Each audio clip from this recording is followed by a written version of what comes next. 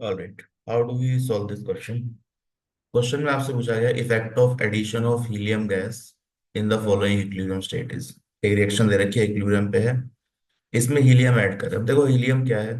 Helium is inert gas. What does inert means? Inert means non reacting. इस reaction में helium ना तो reactant है ना ही प्रोडक्ट है। ठीक है, तो helium has no role in this reaction, neither it can react with any of the compound.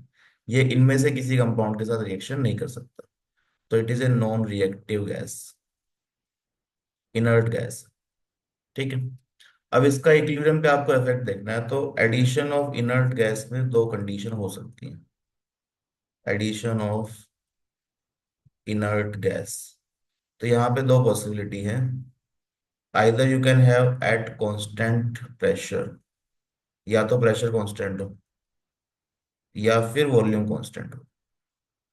दो कंडीशन हो सकती है, और दोनों से आंसर अलग अलग आएगा। तो एट कांस्टेंट प्रेशर और एट कांस्टेंट वॉल्यूम। अब देखो क्वेश्चन में स्पेसिफाई नहीं करा है कि कांस्टेंट प्रेशर है या कांस्टेंट वॉल्यूम है, तो दोनों से एक बार ट्राई करके देखते हैं कौन सा ऑप्शन मैच हो रहा है। ठीक है, we have to try both of them, because there is nothing mentioned here कि कांस्टेंट प्रेशर है या कांस्टेंट वॉल्यूम है, तो दोनों से एक बार ट्राई करते हैं। किसी भी कंपाउंड का एडिशन या रिमूवल स्टडी करने के लिए इक्विलिब्रियम में पहले हमें क्या सीखना पड़ेगा? ली शैटलियर प्रिंसिपल। तो ली शैटलियर प्रिंसिपल की बात करते हैं। ली शैटलियर प्रिंसिपल क्या है कि अगर आपका इक्विलिब्रियम डिस्टर्ब हो रहा है, if the equilibrium is disturbed by one or more determining factor, ठीक है, the system tends to adjust itself to an equilibrium by counteracting as far as possible the effect of change। मतलब क्या है, simple language में समझते हैं। देखो, ये आपका सिस्टम है। सिस्टम क्या है? कोई रिएक्शन है जो इक्विलिब्रियम पे है। ठीक है, इसमें आपने क्या करा, एक एक्सटर्नल स्ट्रेस डाली। एक्सटर्नल स्ट्रेस क्या हो सकता है? टेम्परेचर चेंज कर दिया, प्रेशर चेंज हो गया, वॉल्यूम चेंज हो गया, कोई रिएक्टेंट ऐड हो गया, सब्ट्रैक्ट हो गया। एक्सटर्नल स्ट्रेस, आपने कोई एक्सटर्नल स्ट्रेस डाला इस रिएक्शन पे, कुछ वेरिएबल चेंज कर दिए, तो यहाँ पे क्या होगा? इसके रेस्पॉन्स में equilibrium will shift in A way that minimizes minimizes the effect of added stress। ठीक, यहाँ पे क्या बोल रहे हैं कि भाई आपने कुछ भी एक्सटर्नल चेंजेस करे, कुछ स्ट्रेस दिया इसको, रिएक्शन को, तो इक्विलिब्रियम उस डायरेक्शन में शिफ्ट होगा जहां पे उस एक्सटर्नल स्ट्रेस का इफेक्ट कम हो जाए। ठीक है, मिनिमाइज हो जाए, जीरो तो नहीं हो पाएगा, but it will minimise the effect of added stress. तो लेट्स टेक आवर एग्जांपल। हमने क्या देखा अभी कि भाई आपके पास रिएक्शन है, PCl5 गैस, ये डिसोशिएट हो रहा है। ठीक है, you have PCl3 gas and you have Cl2 gas. अब यहाँ पे आपने क्या करा? You have added helium, add helium gas. Helium क्या है? Inert gas. ठीक है, तो कांस्टेंट प्रेशर अगर है, मान लो at constant pressure. So how do you maintain constant pressure? Constant pressure कैसे मेंटेन करते हैं? तो आपने एक पिस्टन सिलेंडर अरेंजमेंट ले रखा होगा। ठीक है, यहाँ पे this piston is free to move, ऊपर एटमॉस्फेरिक प्रेशर। ठीक है, तो pressure will remain constant here. तो यहाँ पे आपके पास let's say you have PCl5, इसमें Cl2 भी है और PCl3 भी है। ठीक है, अब आपने क्या करा, इसमें हीलियम ऐड कर दिया, यहाँ पे हीलियम ऐड कर दिया, तो ओवरऑल देखो नंबर ऑफ मोल्स बढ़ गए। नंबर ऑफ मोल्स बढ़ेंगे तो प्रेशर बढ़ेगा, प्रेशर बढ़ नहीं सकता, तो मोल्स बढ़ने के रिस्पॉन्स में क्या होगा? ये पिस्टन ऊपर शिफ्ट हो जाएगा, this piston will travel upward. तो क्या हो गया? When you add helium, helium add करने पर सिस्टम का वॉल्यूम बढ़ गया, वॉल्यूम इंक्रीजेस। वॉल्यूम इंक्रीज होने से क्या हुआ? कंसंट्रेशन इंक्रीज हो गया, सॉरी कंसंट्रेशन डिक्रीज होगा। कंसंट्रेशन क्या है? Number of moles by volume. तो वॉल्यूम इंक्रीज हुआ, तो सारे जो रिएक्टेंट प्रोडक्ट है सबका कंसंट्रेशन कम हो गया। ठीक है, तो आपका जो सिस्टम है, जो रिएक्शन है, वो क्या चाहेगा कि भाई इसका स्ट्रेस हमें मिनिमाइज करना है, कंसंट्रेशन कम हुई है, कंसंट्रेशन को बढ़ाना है। Concentration number of moles by volume, ठीक है। वॉल्यूम तो कांस्टेंट है, तो क्या चेंज हो सकता है, नंबर ऑफ मोल। तो कंसंट्रेशन बढ़ाना है तो we have to increase mole, moles बढ़ाने हैं। अब मोल्स किस डायरेक्शन में बढ़ रहे हैं, देखो यहाँ पे 1 मोल है, रिएक्टेंट में, प्रोडक्ट में 2 मोल है। तो फॉरवर्ड रिएक्शन में जाए, फॉरवर्ड डायरेक्शन में जाएंगे तो मोल इंक्रीज होंगे, तो रिएक्शन विल गो फॉरवर्ड। ठीक है।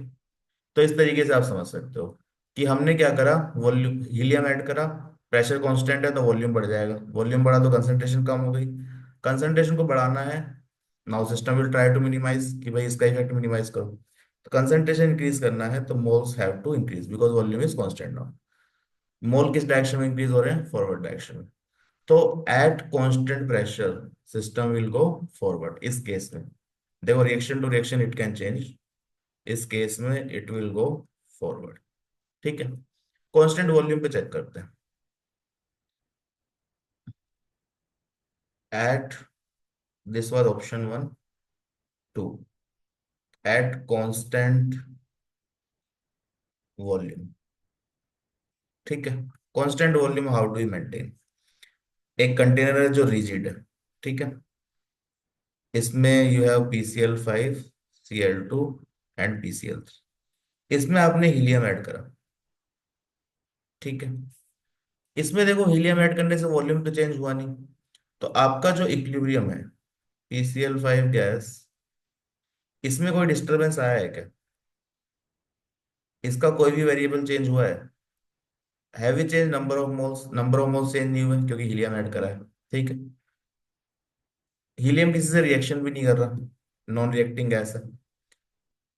क्या यहाँ पे प्रेशर बढ़ेगा, तो यस टोटल प्रेशर बढ़ जाएगा, यहाँ पे पी टोटल विल इंक्रीज, लेकिन पी टोटल से हमें मतलब नहीं है ना, we are interested about partial pressure, इसका पार्शियल प्रेशर, इसका पार्शियल प्रेशर, ये पार्शियल प्रेशर। यहाँ पे जब आप केपी लिखेंगे तो क्या लिखेंगे, partial pressure of PCl3, partial pressure of Cl2, partial pressure of PCl5। तो पार्शियल प्रेशर तो अभी भी सेम ही है क्योंकि मोल भी सेम है, वॉल्यूम भी सेम है, टेम्परेचर भी सेम है। तो यहाँ पे सिस्टम का कोई भी वेरिएबल चेंज नहीं हो रहा है। ठीक है। टोटल प्रेशर चेंज हो रहा है पर इक्वेशन को टोटल प्रेशर से मीनिंग नहीं है, इट केयर्स अबाउट इसका पार्शियल प्रेशर कितना है। ठीक है।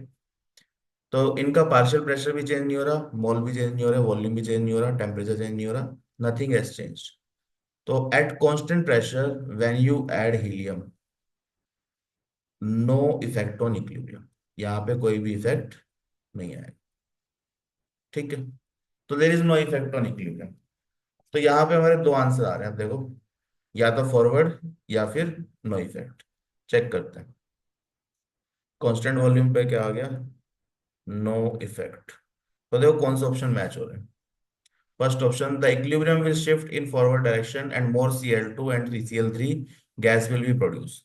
ये सही हो सकता है अगर कांस्टेंट प्रेशर हो, तो in this case it can be true. Equilibrium will go backward due to suppression of dissociation of PCl5, ये गलत है, ये कभी ट्रू नहीं है।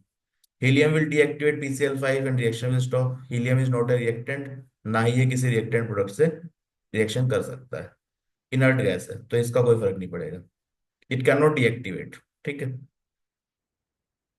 Addition of helium will not affect the equilibrium, this can be true when volume is constant. ठीक है। तो ये कब ट्रू है, एट कांस्टेंट प्रेशर, ये कब ट्रू है, eight constant volume.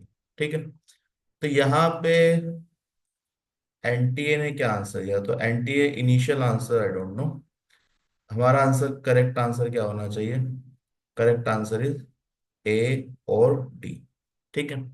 Initial answer NTA ने क्या दिया था I don't know, but final answer जो चेक कर रहा है, final NTA answer is also A and D, A या डी में से कोई भी सही हो सकता है।